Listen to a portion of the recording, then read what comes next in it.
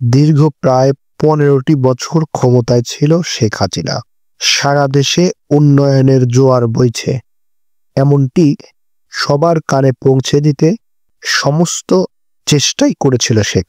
নিজের আয়ত্তে করা মিডিয়া কিংবা সারা বাংলাদেশে ছড়িয়ে ছিটিয়ে থাকা আওয়ামী লীগের নেতাকর্মী সবার মাধ্যমেই ছড়িয়ে দিয়েছিল এমন কথা, সারা বাংলাদেশে শুধু উন্নয়ন আর উন্নয়ন।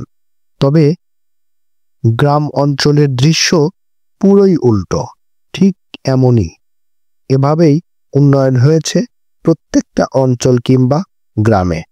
এই যেমন ধরুন পাবনার সাদুল্লাপুরের এই রাস্তাটির কথা।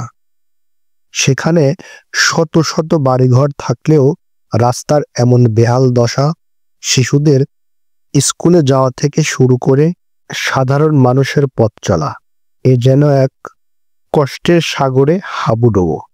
এই কষ্ট আরো বহু গুণে বেড়ে যায় যদি কোনো মানুষ হঠাৎ অসুস্থ হয়, তাহলে তাকে হাসপাতালে বা ডাক্তারের কাছে পৌঁছাতে যেন 7 সমুদ্র 13 নদী পাড়ি দিতে হয় স্বজনদের।